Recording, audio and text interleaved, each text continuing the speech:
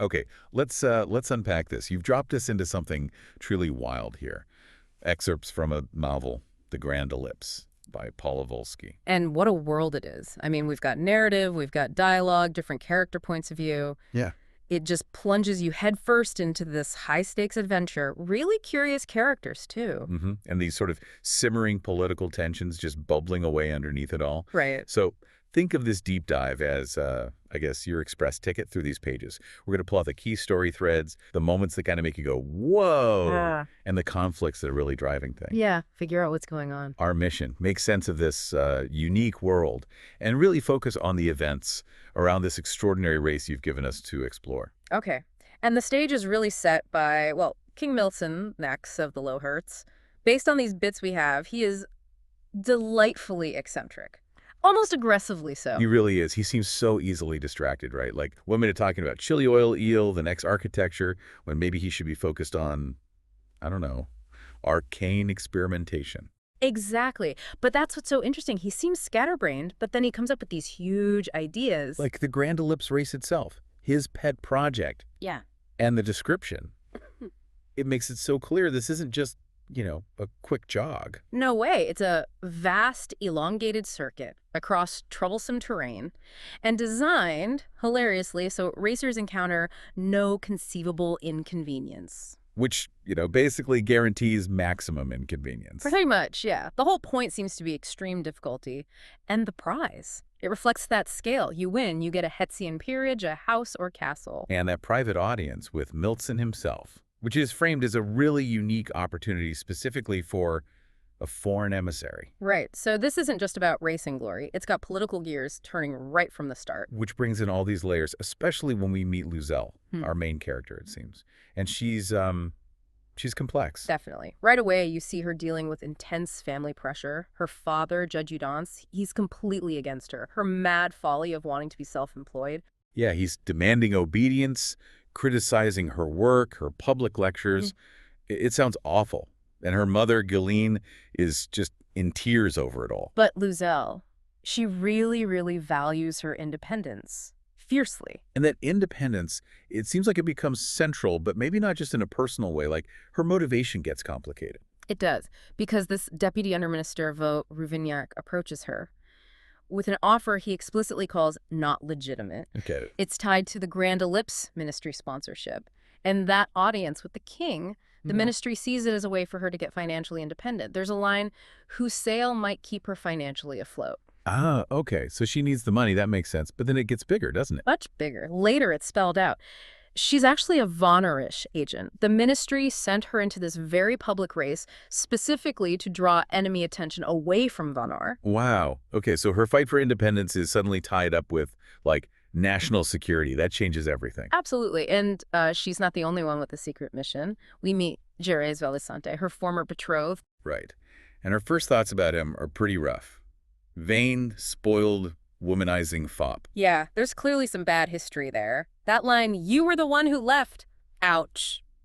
But then the twist. The twist. Turns out he was also sent by the ministry. He's the second von Erich racer, also there to draw attention. Wait, seriously? So they're not just exes stuck in a race, they're secret colleagues running the same kind of mission. Pretty much. Talk about awkward tension, and it adds so much weight to their interactions later. Definitely. We meet other racers too, right? Kind of filling out the field. Yeah, you've got the Festinet twins, Station, and Treffian. They sound like a handful, loud, seem mad, bragging about being absolutely incorrigible. Then there's Bev Chornoy, a former Ice Kings champion, apparently. Jill Liskjill, who's a merchant. And Zavoon? Oh yeah, the one who eats everyone's food. That's the one. I eat all your foods. But then later, there's this moment where some natives see her with maternal sympathy. So maybe there's more to her story, Something kind of sad. Interesting. And all this personal stuff, this crazy race, it's all happening with this big shadow looming over it. The Grewzian Imperium, led by Imperior Ogron. They're expanding, sounds like aggressively targeting smaller nations, like Harist. Which crucially borders Luzelle's homeland, von Ar. Exactly. So that sets this constant tone of impending conflict. It's not just background noise. It's a direct threat. And the way they're described, monolithic soldiers, people calling them Grewzian pigs, their behavior often just called boorishness, paints a picture of a pretty heavy oppressive force. It does. But, and this is where it gets more nuanced, not all Grewzians are painted with the same brush. We get Karsler Stornzof. Right, he's a Grewzian overcommander, but he's also a racer himself, which is odd. Very odd. And Luzelle's initial take is, biased. She sees him as unjustly favored, but then he does something unexpected. The incident in Glaus, where he stops his own soldiers from harassing a woman, calls them a disgrace. Yeah, an act of gallantry, the text calls it, which immediately makes him stand out. And it causes problems for him within his own side, doesn't it? His uncle, Torvid, isn't happy. Not at all. Torvid basically says, if you hadn't interfered, another racer might have been knocked out. It shows this rift, this tension within the Imperium itself. Karsler versus Torvid, maybe honor versus pure expansionism. Yeah, or higher obligations, as Karsler puts it later. It's a fascinating dynamic. And the race itself just throws all these tensions together. The challenges are, well, they're not just hills. No kidding. Ice smoke bomb attack right at the start. Yeah, chaos from the get-go. And political hurdles everywhere. Grewzian soldiers causing trouble, like that awful scene at the Lanthe-Ume Port Luzelle witnesses. Right, the massacre. Yeah. And she personally faces delays from officials. That underclerk deliberately delayed us line. It's like the bureaucracy is part of the obstacle course. It really is. And the way they travel, it's just bizarre. The quiet fellows from Hishnurian wings. These specialized, kind of unsettling servants who can carry palanquins across seas of mud. Impossible terrain. And Luzelle, noticing Karsler's practical serpent-proof boots while using one, that's a great little detail, makes the weirdness feel grounded somehow. It does. And then there's the whole arcane side of things, mentions of ancient cognition, like some kind of fundamental force, psychic, maybe magical. And the select, the secret society linked to it, and things like a cognitive shadow that can actually block travel. Yeah, it delayed the Stornzofs on their ship, the inspiration. So this world, it's a mix of like tech, nature, and these invisible forces. Plus just plain weird encounters, giant hairy spiders. Yep. And the high grasses, and those Yachty-near beasts, Mumial and Bubuj, pulling a barge. They sound almost intelligent. It keeps you guessing, definitely. What's next? And then the Blessed Tribesmen. On the river journey through the Ta'ari capillaries, they're not just, random obstacles. They're a distinct culture. They can block the river, attack boats like the Water Sprite, take people captive. Right. They have their own rituals, flute music. Maybe linked to cognition, too. And they actually stop Luzelle and Girays, question them, then let them go. It's like entering a different set of rules entirely. And the race pressure just cranks up the personal conflicts, too. Betrayal seems like a constant risk. Yeah, Bab Chornoy Deserts threatens Girays, and then Luzelle's own driver abandons her mid-journey, leaving her totally stranded. And she has to decide, who do I trust now? Girays, with all their history, or, God forbid, the Grewzians. What a choice. And speaking of unique elements, Sentient Fire. Right. This whole subplot with Novinskoy, who turns out to be Nitsnieper, a savant who created Master Fire. Described literally as Sentient Fire, and maybe the greatest weapon of warfare the world has ever known. It's not just fire, it thinks. Which makes King Milton's reaction even funnier in a dark way. He sees it as a prop for the opera. A theatrical property. You can just imagine Nieper thinking, frivolous, trivial, insulting. It perfectly captures Milton's unique priorities. But the Grewzians, specifically Torvid Stornzof, they see it very differently. Oh yeah, very clear, very practical interest. Torvid wants Master Fire for the Imperium, and he's not messing around with talk. Negotiate. I do not plan to waste time. Chilling. He even offers Nieper a big reward from the top Grewzian brass if he hands it over. Yeah, for the Imperium, this thing is pure power. Which brings us back to that core Grewzian conflict. Karsler versus Torvid. Their relationship sounds seriously strained.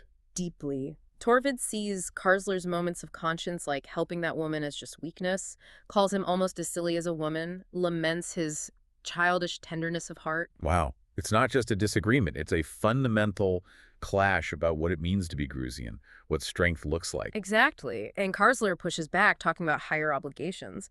He critiques the barbarism and mindless immorality that his uncle basically represents. Well, Torvid is just working the system, right?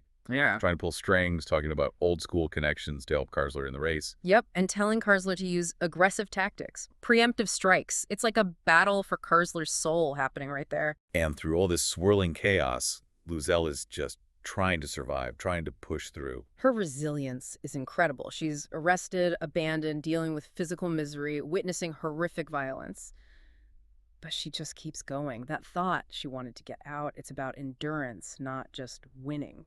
Her relationship with the Girays really deepens through all this too, doesn't it? It really does. Being forced together, sharing a prison cell, traveling together, it strips away the pretense. They start being brutally honest. Yeah, admitting past mistakes. Luzelle regretting not cooperating financially before.